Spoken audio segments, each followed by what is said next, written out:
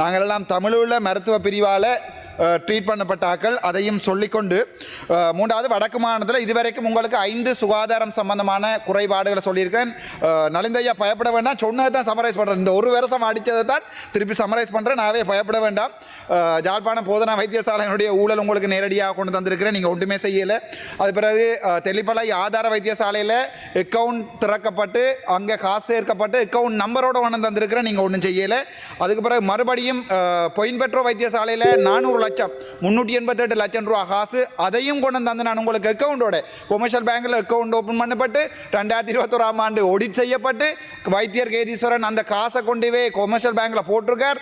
இருந்த ஜிஎம்ஓஎஸ் செக்ரட்டரியின் அண்ணா கமலம் பில்டர்ஸுக்கு தான் கண்ட்ராக்ட் கொடுத்துருக்கணும். கவர்மெண்ட் கண்ட்ராக்ட் இல்லை, ஹாஸ்பிட்டலுக்குள்ளுக்குள்ள கட்டியிருக்கு. நான் ஆகவே பழைய கதைகளை எடுத்து பாருங்க, அது உண்டு. அதுக்கு பிறகு மறுபடியும் சாவச்சேரி ஆதார வைத்தியசாலை உங்களுக்கு நான் சொல்லவே தேவையில்லை, நான் கதைக்க விரும்பவில்லை. உண்மையாகவே சந்தோஷம். உங்களை மாதிரி ஒரு அமைச்சர் இருக்கிறதுக்கு உண்மையாகவே நான் பெருமைப்படுறேன், நான் சந்தோஷப்படுறேன். நான் உங்களோட ஜனாதிபதி ஆக்கணும்னு ஆசைப்படுறேன். அது இந்த மனசில் இருக்கிற கனவு. நாங்கள் ஒர்க் பண்ணுவோம் அதுக்கு. இப்போ 2025 30 39 30 வருஷம் இருக்கு. ஸோ நாங்கள் ஜனாதிபதி ஆக்கிறதுக்கு ஆசைப்படுறோம். உண்மையாகவே நல்ல ஒரு மனிதன், சுகாதாரத்துறையில் போய் பிரச்சனைகளை கதைக்கக்கூடிய ஒரு மனிதன். மற்றது அந்த எங்களுடைய வடக்கு மாநிலம் நான் எனக்கு என்ன சிரிப்பட்டால் இதில் இருக்கிற சகல எம்பி மேரும் வந்து தங்களோட ஹாஸ்பிட்டலில் கதிரை இல்லை, கட்டில் இல்லை, அதுக்கு பிறகு டாக்டர்ஸ் இல்லை. அது இல்லையாடாப்பா ஸ்ரீலங்காவில் உண்டு.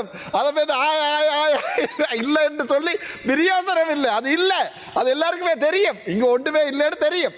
இல்லைன்றத அரசாங்கத்தை அவங்க எடுத்திருக்கிறாங்களா நாங்கள் எப்படியாவது சப்போர்ட் பண்ணத்தான் பார்க்கணும். சும்மா இருக்கிற சுகாதார அமைச்சருக்கு போய் இல்லை இல்லை இல்லைன்னு இப்படியே முழு பேரும் வாசிச்சா அந்த பக்கம் டாக்டர் மேட்டர் லிஸ்ட் ஒன்று போட்டிருக்கு, இருக்குன்னு வாசிச்சு கொண்டிருக்கிறாங்க. ஆனால் உண்மை என்னென்னா கஷ்டம், ஒரு கஷ்டப்பட்ட நிலையில் தான் நீங்கள் சுகாதார அமைச்சர் எடுத்திருக்கிறீர்கள். ஆகவே அந்த விதத்தில் நான் உங்களுக்கு 100% சப்போர்ட் பண்ணுவேன். அதில் எந்த சந்தேகமும் வேண்டாம்.